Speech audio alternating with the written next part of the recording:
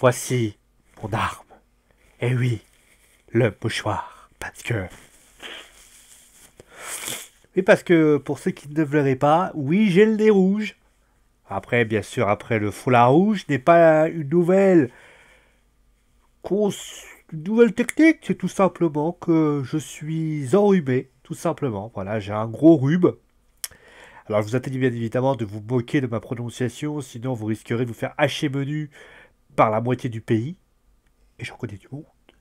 Non, plus sérieusement, bien évidemment, nous sommes mardi, 21 h, et il est l'heure donc de passer à Focus avec donc le septième épisode de Senseiya Sentai Show. Un épisode bizarre. Un épisode bizarre parce que, en fait, je sais pas quoi.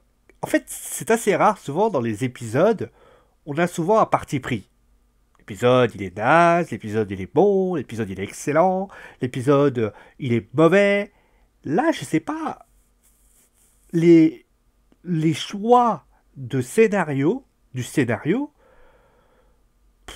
je suis à la fois perplexe, mais à la fois intéressé, mais à la fois inquiet, mais à la fois dubitatif.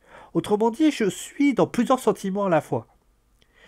Parce que, je remets le micro, les choix qui ont donc été mis en scène avec une mise en place ne sont pas ridicules. Mais je trouve qu'il manque des choses. C'est triste à dire. Alors je sais qu'on va me dire oui, mais il faut se focaliser sur l'animé, etc., etc. Je parle de la Senseiya Sentai Show et surtout le manga originel. Mais j'ai pas compris certains points. Alors peut-être que vous allez pouvoir m'expliquer. Je sais que pas mal de personnes commentent justement mes reviews et je vous en remercie. D'ailleurs, vous êtes très fidèle aux reviews de Senseiya et sincèrement, moi franchement, c'est un bonheur de vous les faire, qu'on soit clair là-dessus. Mais je suis vraiment perplexe après cet épisode. Parce que on a une première. Alors, l'épisode il est découpé en deux parties. On a une première partie qui donc, on va dire, retrace la bataille du sanctuaire, avec donc la victoire de Seiya. Et pendant ce moment-là, donc Shoko, en fait, elle ressent la douleur d'Athéna en prenant, donc elle a pris, là, donc il y a eu la flèche, vous savez, la fameuse flèche qu'elle prend. Elle ressent la même flèche et son esprit maléfique, en fait, a priori, prend le dessus, vous savez, dans le deuxième épisode. Cet esprit maléfique qui devait justement la consumer, parce qu'elle devait être justement l'hôte d'Eris, finit par la consumer. Et à ce moment-là, bah, on se dit bah, voilà, elle est en train de retrouver elle est en train de retrouver ses. En fait, la perte d'Athéna fait que, en fait, elle finit par être attirée par cette forme maléfique revit. Et au fait, on revit la bataille du sanctuaire, alors, en tant que spectateur, avec notamment les victoires de Shiryu, de Yoga, de Iki, etc., etc., jusqu'à la fin, donc, et à la fin, donc, à la différence entre l'animé original et donc le manga, eh ben, en fait, on découvre, et ça c'était prévu comme ça, que, en fait, Saga, grâce au bouclier de la justice, redevient Face, au catch, gentil, et finit donc par se suicider par rédemption. Et cette première partie, en fait, au moment où Athéna finit par en fait à retrouver ses esprits, donc elle a le contrôle du sanctuaire, etc., etc., et ben Shoko finit par retrouver ses esprits au même moment. Et donc après, donc on a la deuxième partie que j'expliquerai après. Alors, dans la première partie, qu'est-ce qu'on peut dire de cette première partie? Alors déjà, c'est cette première partie en fait que je quitte la discussion. La deuxième partie, elle sera peut-être un peu plus, voilà, je comprends voilà le côté transitif et il fallait donner une quête à ça, notamment justement aussi, ça je trouve il y a un côté intéressant justement que je voulais parler. Mais je trouve que la première partie, elle me dérange. Elle me dérange pour plusieurs raisons. La première, c'est que alors peut-être qu'il fallait voilà faire un point. C'est bien de faire un comparatif avec ce qui se passe dans la série. Enfin, dans la série originale, dans le manga original. Parce que, forcément, les deux points ont lieu en même temps. D'ailleurs, mais on va dire d'un point de vue chronologique, va falloir qu'on m'explique comment Choco tient 12 heures sous cette forme, alors que... parce qu'il quand même, il y a 12 heures qui se passent. 12 heures, c'est très long. Et cette forme maléfique qui semble la consumer, elle reste évasive. Alors, elle nous permet notamment, justement, de pouvoir concrètement voir la bataille du sanctuaire d'un œil de spectateur, mais au final, tu te dis... Alors, il y a des moments très intéressants, on voit notamment le choix du grand pop entre Aliolos et Saga, le moment où, où Saga tue le grand pop, qui sont des moments voilà, qui n'ont pas été montrés dans l'anime original, et je trouve que c'est très bien montré. Mais après ça, donc vous avez la succession de la bataille du sanctuaire, jusqu'à donc Saga qui affronte Seyar. Seyar donc finit par gagner, et là il faut un parti pris que je trouve très bien. Saga finit par... justement, il y a le casque de la justice, donc le masque de la justice qui se met à pleurer, et Saga se met à parler tout seul. Parce que il entend la voix de Choco. Et ça, je me suis dit, c'est une super idée. C'est une super idée. Parce que, oui, rappelez-vous, le masque de la justice qui s'est mis à pleurer, tout le monde, dans l'anime original, mais dans le manga original, on a tous dit, comment tu peux pleurer, etc. On a tous apparenté ça au Saga. Au Saga gentil, qui voilà, a des remords, qui voit son être, en fait, son corps, enfin son être, faire des choses ignobles, concrètement. Et justement, il veut se repentir. Pourquoi il veut se repentir? Parce que, en fait, il se dit, moi, j'ai tellement fait des choses horribles dans ma vie que je ne peux pas rester de mon vivant, je ne peux pas exister, et je dois mourir. Il se met à parler. Et je trouve que l'idée est plutôt bonne. Parce que Choco aurait pu être justement cette personne qui aurait pu être, lui dire, hé mec, t'es en train de faire une belle connerie. Et ça c'est bien. Mais c'est pas assez poussé. C'est pas assez poussé. Comme d'ailleurs, je trouve que... En fait, il y avait deux partis pris pour moi. Il aurait peut-être fallu, par exemple, à un moment donné, souvenez-vous, dans l'anime, bon, dans le manga, ça doit arriver pareil. Vous savez, Sayar, à ce moment-là, je trouve que Choco aurait pu être présent. Plus présent. Ils sont pris un parti pris, ils se sont dit, voilà, on va faire de Choco un spectateur de la bataille du sanctuaire. Sans doute pour permettre aux spectateurs aussi, ceux qui ne connaissent pas l'anime original, mais je pense que tout le monde connaît l'anime original et le manga original, parce qu'il fallait faire une mise en scène, parce que peut-être que tout le monde, comme moi, n'a que vu l'anime original, on va faire une base pour permettre concrètement de dire aux gens, voilà ce qui s'est passé, et pourquoi justement aussi, et justifier aussi l'absence de Seyar et les autres, qui sont bien évidemment blessés, et qui ne peuvent pas attaquer Iris après. Ok. Mais le problème, c'est que être spectateur, c'est pas fait pour un chevalier, pour une Sentia. Moi, ce que j'aurais aimé de la part de justement, ce qui aurait pu mieux se passer, moi, c'est là que je reproche. C'est qu'ils ont pris un parti pris, mais ils sont pas allés à l'avant.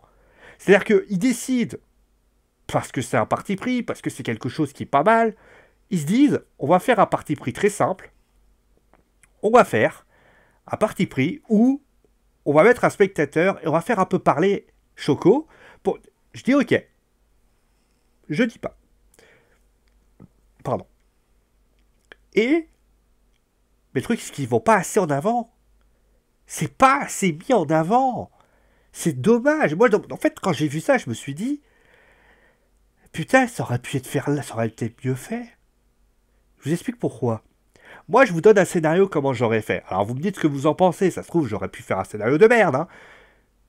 Vous savez qu'il y a eu des moments où Seyar a eu besoin d'Athéna.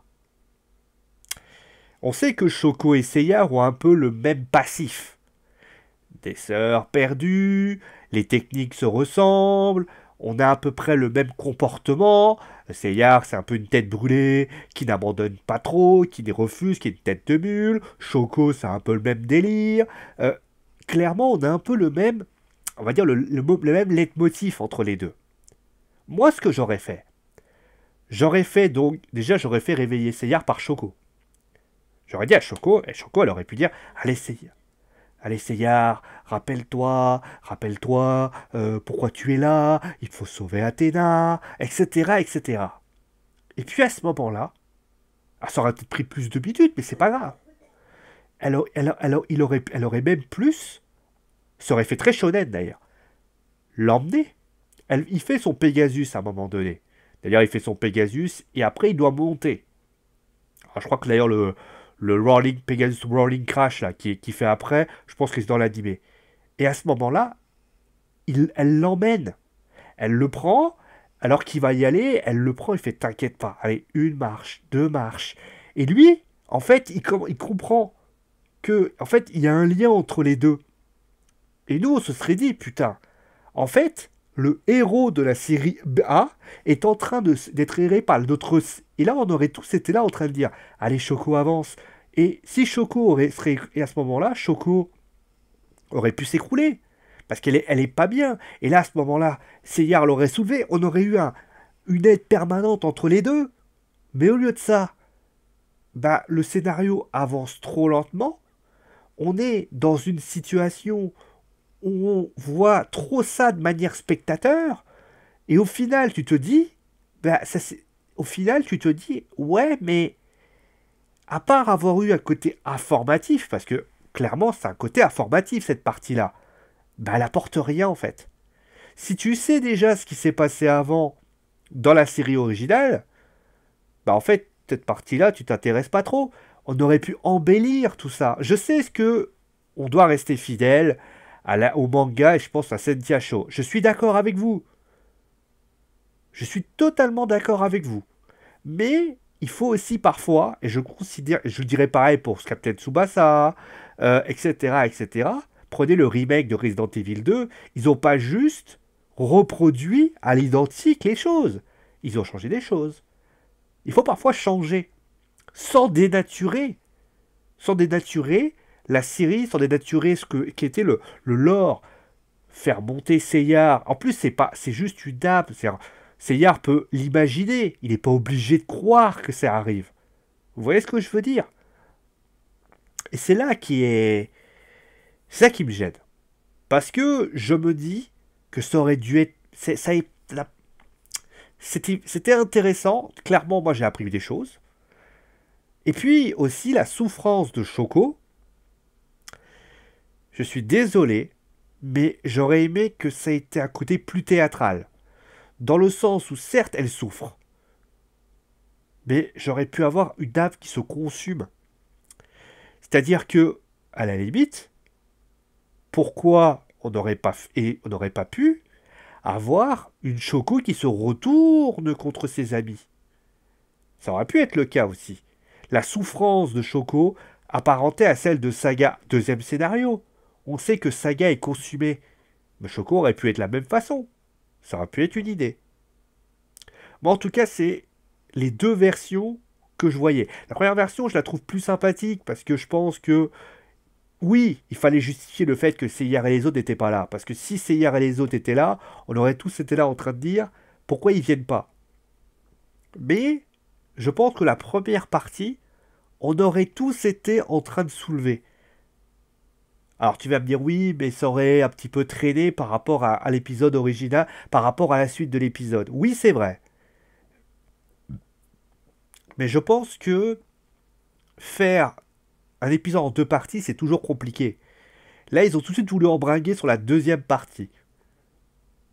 Pourquoi pas faire un épisode 8 avec juste le fait que Athéna, etc. Alors peut-être qu'ils n'avaient pas assez de contenu, parce qu'après ils vont embringuer sur une sorte de bataille du sanctuaire, après. Parce qu'ils vont avoir leur moment sauver Athéna, les Sentia. Mais moi, de mon point de vue, je pense que c'est pas complet. Je dis pas que c'est mauvais, hein. Attention. Je trouve que c'est pas complet. Je trouve on aurait dû vivre mieux l'épisode. Voilà. Et on va passer maintenant à la deuxième partie. Alors la deuxième partie, donc elle est attirée par la voix de sa sœur, qui l'emmène donc dans le jardin d'Éden. Et donc, à ce moment-là, elle doit faire un choix. Ça aussi, l'histoire des choix de Choco et face à sa sœur. Et en fait, tu le vois d'ailleurs, elle veut pas vraiment affronter sa sœur, parce qu'elle fait un Yuuseiken, excuse-moi, mais à part toucher l'arbre, elle n'a pas touché grand-chose. D'ailleurs, sa sœur le dit très bien. Parce qu'elle doit, en fait, elle doit choisir entre sa foi et sa famille. Mais en fait, finalement, elle fait pas le choix. En fait, elle fait un choix, et en fait, et là, je me dis, mais en fait, elle a fait le même choix que Iki, en fait. Et c'est là qui est intéressant. La deuxième partie est beaucoup plus agréable parce que tu la vois, elle dit. D'ailleurs, on ne sait pas ce qu'elle a dit à l'oreille de. Ce que Kyoko a dit à l'oreille de Shoko, ce qui va être très intéressant. Et justement, nous, on va essayer de savoir ce qu'il va pu dire. Parce qu'elle dit à ce moment-là quelque chose à l'oreille et a priori, ça a l'air de choquer Shoko. Et donc, à ce moment-là, qu'est-ce qu'elle fait? Donc, elle doit faire ce choix. Euh, Honnêtement, le dilemme est intéressant. Parce que moi, il me fait penser notamment, je l'ai dit, à Iki et Shun.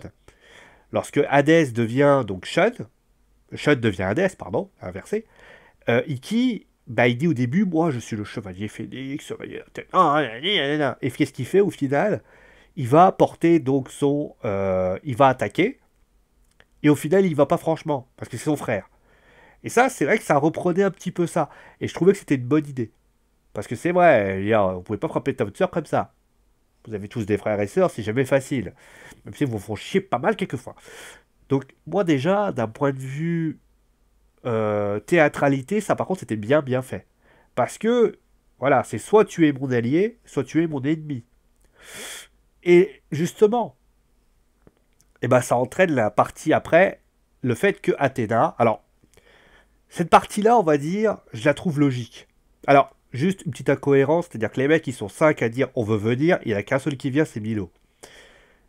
Mais on va dire que, bon, le mec a dû dire, écoutez, moi c'est ma meuf, m'en occupe, Choco c'est un peu ma meuf, hein. Mais plus sérieusement, moi ce qui... Là, clairement, la troisième partie est assez logique. Tout au long de l'Essentia, pour l'instant, on n'a pas eu notre moment sauvant Athéna, il fallait que cette partie-là.